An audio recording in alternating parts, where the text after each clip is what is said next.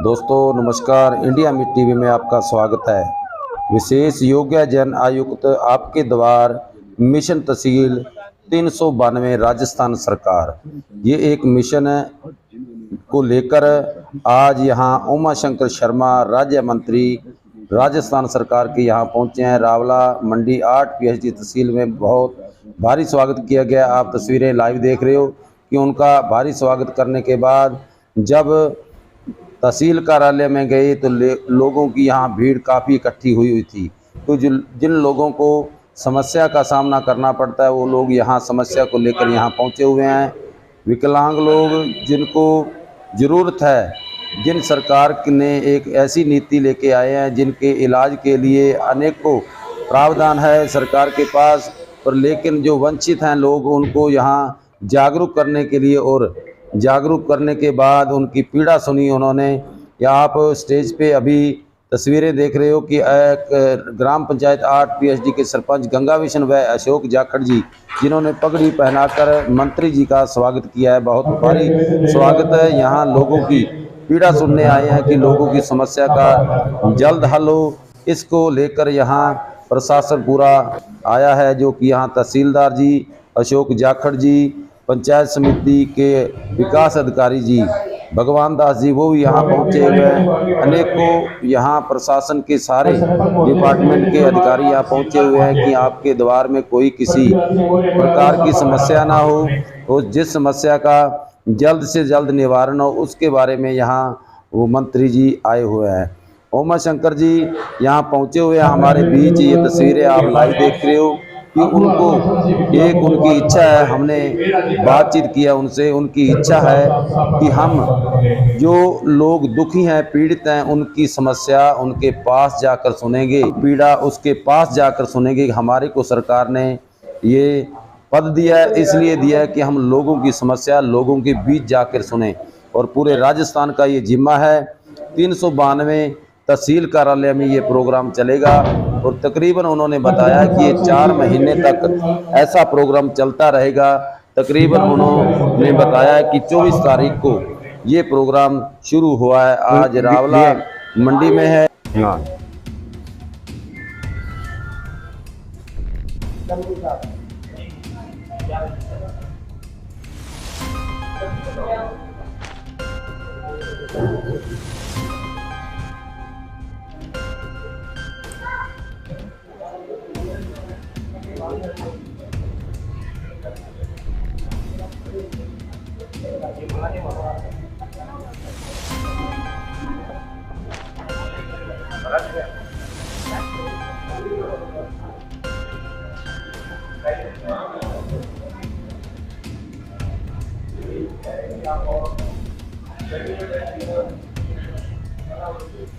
Drone कैसे लगेगी? Hello, मैं राजो अंदर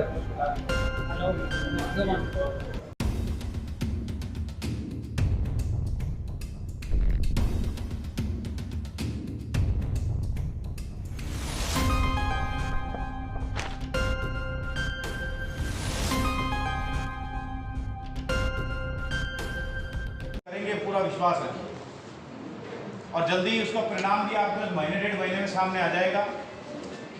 तो आप मुझे बताइएगा, अभी जो बात चल रही है प्रमाण पत्र की पेंडिंग की, उसके लिए नवंबर के पहले हफ्ते में अभी मेरी CMO साहब से बात हुई थी, उसके संबंध में यहाँ वो कैंप लगाएंगे और उस कैंप के आयोजन के माध्यम से आप लोग अपने जितने भी जानने वाले हैं, मिलने वाले हैं, उन सबको ये सूचना पहुँचा दें कि नवंबर के पहले हफ्ते में या पंचायत समिति में या जो भी स्थान चिन्हित किया जाएगा वहाँ कैंप लगाया जाएगा। सभी अपने प्रमाण पत्र के जो पेंडिंग जितने भी हैं, जितने प्रमाण पत्र नहीं बने हैं, वे सब उस कैंप में आ जाएं और अपने प्रमाण पत्रों को जारी करवाएं। देखिए, प्रमाण पत्र जारी कराने के आपको बहुत से फायदे हैं। आपकी पेंशन आपको आने लगेगी।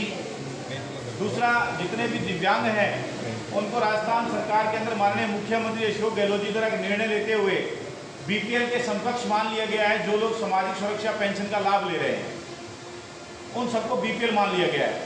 अब आप BPL की श्रेणी में आते हैं, BPL को मिलने वाले समस्त लाभ भी आपको मिलेंगे।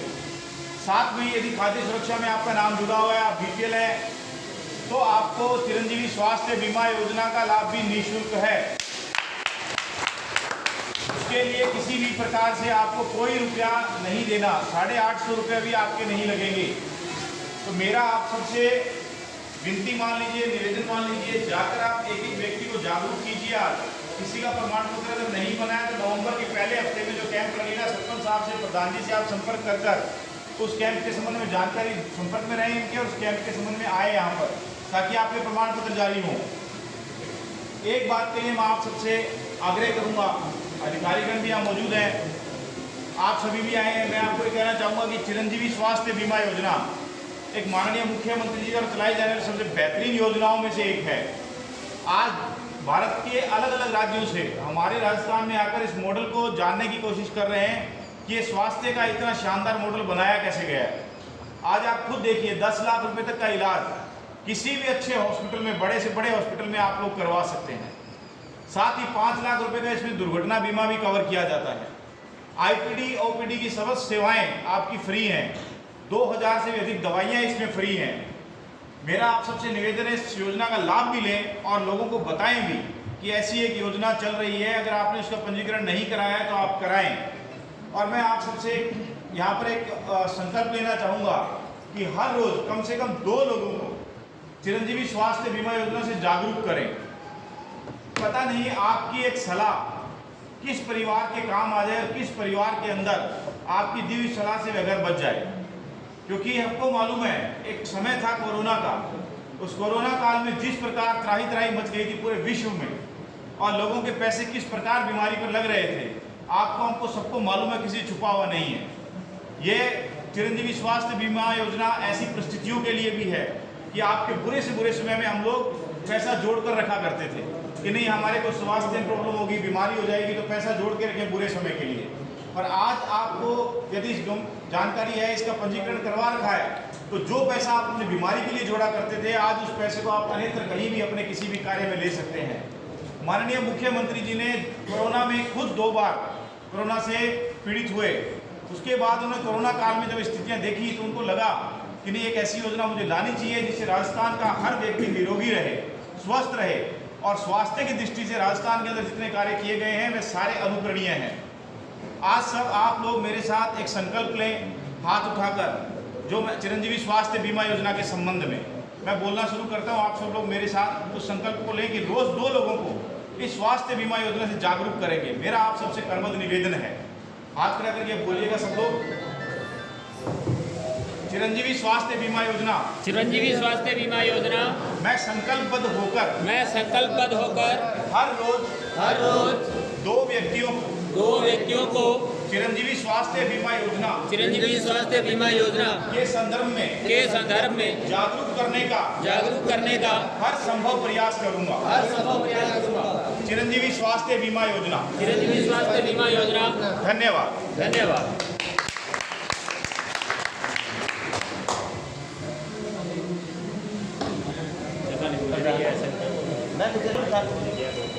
निर्देश भी दे रहे हैं और इसकी पालना भी करवाएं।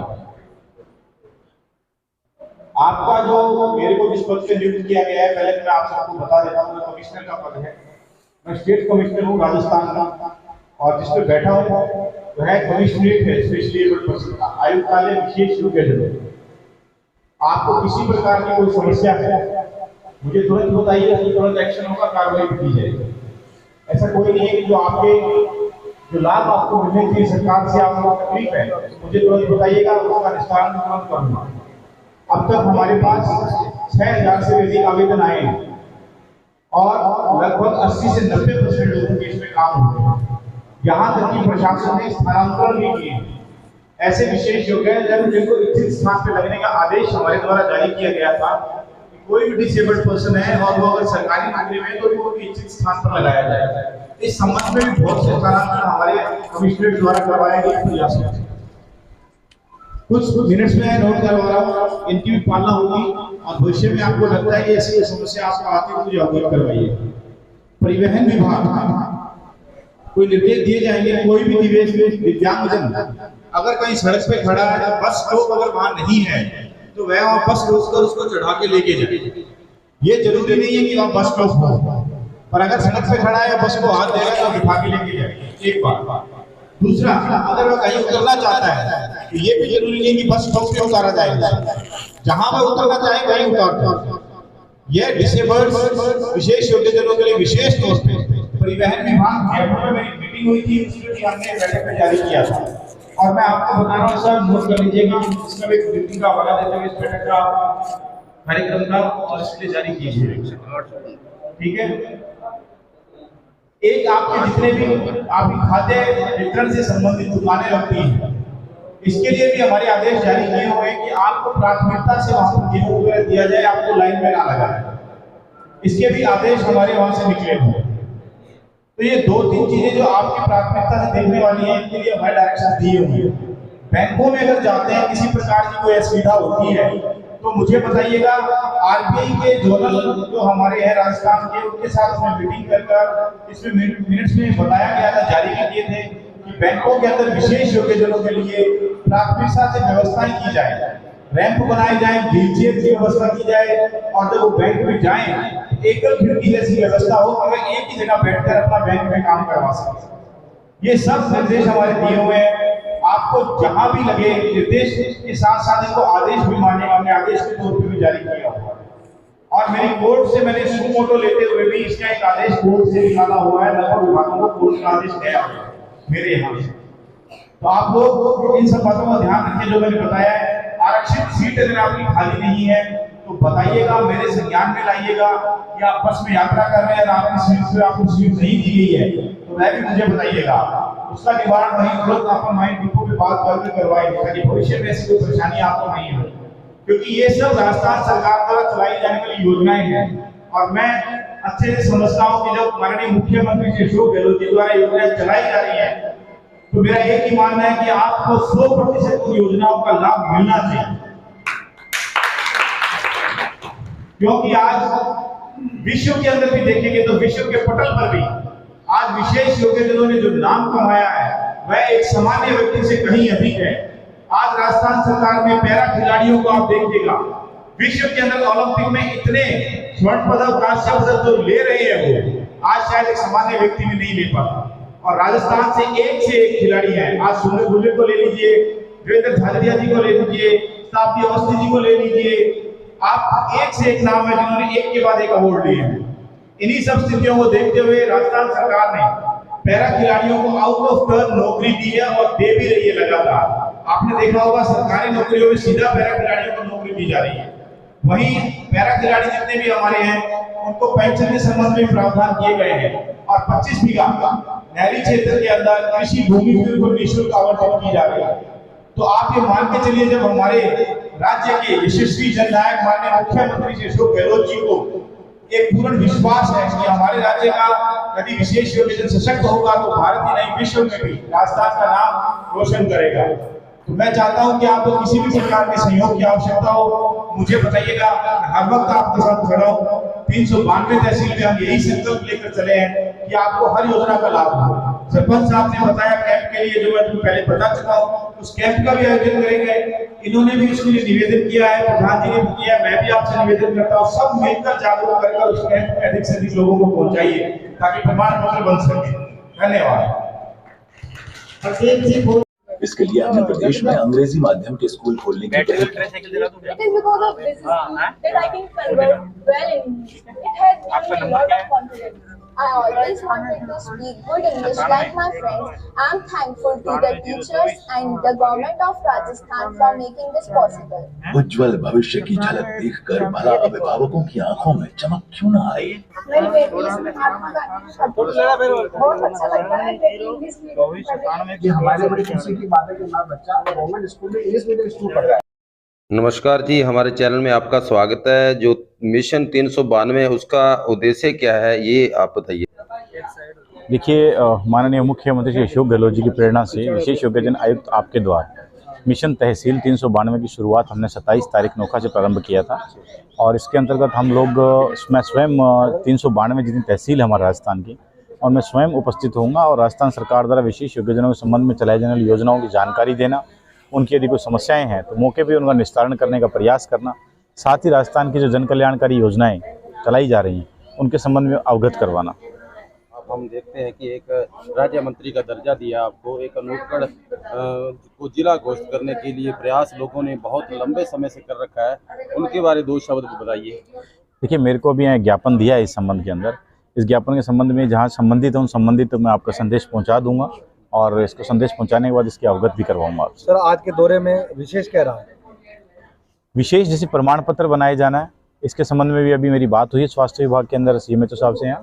तो उन्होंने कहा है कि नवंबर के पहले हफ्ते में हम यहाँ पर एक कैंप लगाकर उसके कैंप के माध्यम से जो प्रमाण पत्रों में शिकायतें आई हैं उनको दूर कर दी जाएंगी। साथ में कुछ पेंशन संबंधी समस्या भी आई है कि कुछ लोगों को पेंशन अभी शुरू नहीं हुई है, तो वह पेंशन भी शुरू हो जाएंगी।